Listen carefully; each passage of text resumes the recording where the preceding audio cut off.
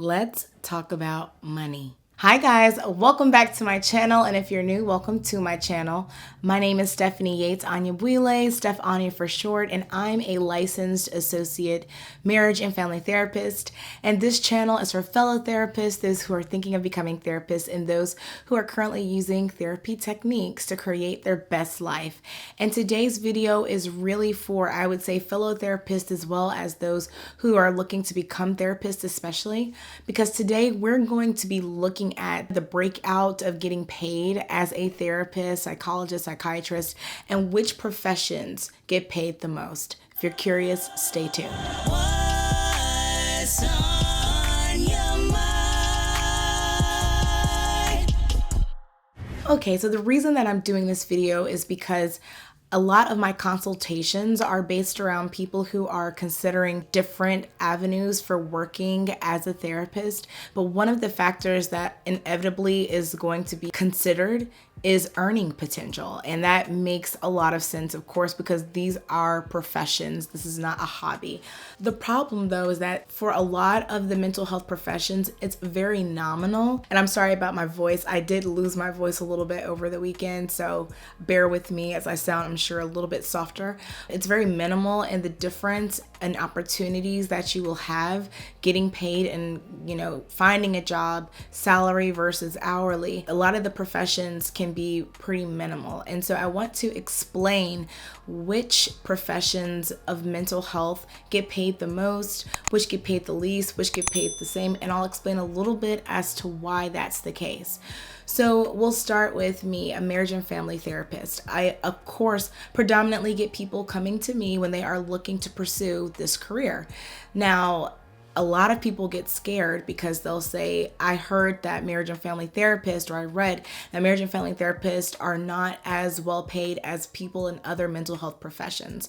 Now, to explain that a bit further, and I will say I am in Georgia, so a lot of these facts might be just simply based on where I am, but it's something you definitely want to look into with your state. I've searched several states for my clients who have come from New York, Virginia, California, Arizona, and it's really been the same for all of those clients. So I think it's fair to say that this is a pretty standard thing to expect. And that is that marriage and family therapists, licensed professional counselors, licensed mental health clinicians, and even social workers, we are typically what you would say we're at usually kind of towards the bottom of the totem pole when it comes to pay for therapy services. Now, that is based exclusively on the typical work that these different degrees offer.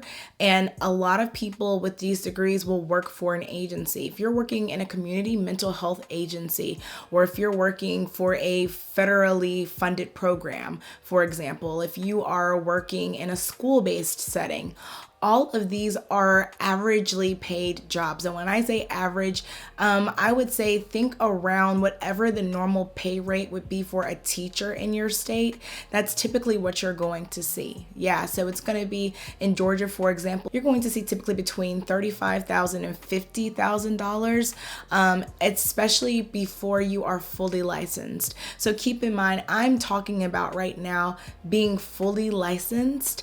This is how the ladder works with pay as a mental health professional. So at the bottom, like I said, you've got your marriage and family therapist, your licensed professional counselors, your social workers, licensed mental health counselors. We all really can go for the same jobs most of the time. So if there is a college campus that's looking for someone to be on staff as a counselor, most of the times people with those credentials are all listed as qualified for the position, all right? So we're typically going for the same jobs, even though our training can be different, very different in how we're educated. A lot of the same jobs will come to that group of people, right? So right above that group are psychologists. Now, the difference between those professions and a psychologist is that for the ones that I listed before, you can really start working right as you get your master's and, get your internship prior to even having a master's, where sometimes you're paid, but you will be able to work as soon as you have your master's in those professions. Most psychologists, they're not considered psychologists until they have their PsyD or PhD in psychology. So you have more education, and typically psychologists are a little bit more on the research side. They also are typically doing psychological assessments and testing. They might not even be working long-term with clients as you might as a therapist. A lot of times psychologists are just pulled in to do those assessments to see if someone has ADHD, if someone is clinically depressed. Those other therapists that I mentioned earlier, including marriage and family therapists, many of us are also licensed and qualified to diagnose. But as far as psychological assessments go, it can be very, very strenuous to incorporate doing a lot of psychological assessments into your daily practice, because they can take sometimes days or several hours, and then to decipher the information can take a lot, and the assessments themselves can be quite costly for a practitioner to purchase so that they can test their clients. So a lot of times if you have a client who requires more in-depth assessments, you could refer them to a psychologist. And that is a good chunk of a psychologist's bread and butter, is doing assessments often or research projects. And they also can do clinical or counseling psychology, which is very similar to what a therapist does. But because they have those other things they can do as well, they typically would be paid a little bit more, or be maybe even considered for a position over someone else who doesn't have that same skill set and have their doctorate. Okay, and then right above a psychologist, something people don't think about are nurse practitioners. A nurse practitioner is someone who is a registered nurse, and they can prescribe medication for mental health purposes. They typically have much shorter sessions than you would have in a therapy session. They're not really looking to do a deep, cognitive behavioral therapy approach. They're not looking to help change thoughts and patterns or understand the roots of why you're feeling that way. They're really looking to address your symptoms. Okay, you come in, you say you have anxiety, you say you have depression, whatever the case may be, kind of a checklist a bit, and then they will prescribe you medication that typically works for their other clients. Now, they might actually refer you to a therapist so that you can see someone more long-term and hopefully get to the root of these issues. But a nurse practitioner, because they are able to prescribe medication for any psychopathological issues that a client is facing, they are able to be paid a bit higher typically than your average therapist, and sometimes even more than a psychologist, who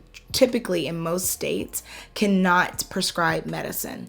Okay, and then above a nurse practitioner, we have psychiatrist. A psychiatrist is an MD, and they are able to prescribe medication. Psychiatrists, they don't do regular therapy at regular intervals like you would see with a therapist. So most of the time when I'm working in collaboration with psychiatrists, if my client is on a good dosage of medication, they're doing well, that psychiatrist might only see them maybe once every 3 months, just to assess maybe their sleep, how their body is functioning on the medication, if they feel that their symptoms have lessened, things like that. They're just trying to look from a physiological perspective, and there is definitely a bit of therapeutic insight there as well. Sometimes they will recommend different coping mechanisms that the client could try, but psychiatrists tend to be quite busy because it does require you to be an MD. There are typically fewer psychiatrists than there are therapists. So a lot of psychiatrists will work in tandem with therapists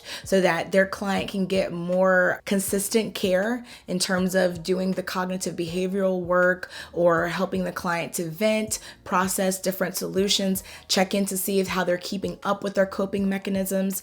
But a psychiatrist is at the top because they are a medical doctor and they just specialize in especially helping people. Like a nurse practitioner is typically going to treat someone maybe with anxiety and depression, like I said earlier. But a psychiatrist might be medicating more severe things like bipolar 1, bipolar 2, schizophrenia, things like that, where it requires a lot more research. You need to be very up to date on what best practices are when it comes to medication and prescriptions. And typically psychiatrists are also conducting research as well to kind of make sure that they are contributing to the body of knowledge available to helping our clients. So that's how it works. These are not exact numbers, of course, because it's going to vary based on your job, based on if you're private practice, based on how it looks in your state. But this gives you a good idea in terms of if you are for example, trying to decide between social work and marriage and family therapy based on earning potential, really, we're going to be typically around the same amount, and you'll be going for the same jobs for the same rates. Okay, now what you choose to do with your own rate, if you go into private practice and things like that, you can do that. You can set a different rate. There's not a standard, but if you guys have some more specific questions about finances or any of these positions that I talked about within the mental health industry, please put those down below. I hope you found this helpful. It's just some of the questions that I get most often in my consultations, so I thought it'd be useful to give it to you all to have for free, of course, and an option to kind of reference back as you're making your decision about the best next steps for you if you're already in the mental health field, or the first steps to get into if you're looking to become a part of the mental health industry. Again, my name is Stephanie Yates Anyabwile, Steph Anya for short. I ask that you like this video, subscribe to my channel, click the bell notification if you want to know each time I upload a video. Make sure you press all videos so that you always get a notification. And I ask that you share this video so that anyone that you know that could find the information useful can find my channel, and also let me know videos that would be helpful for them. So thank you for watching until the end of this video. That truly helps me. I appreciate you. Thank you.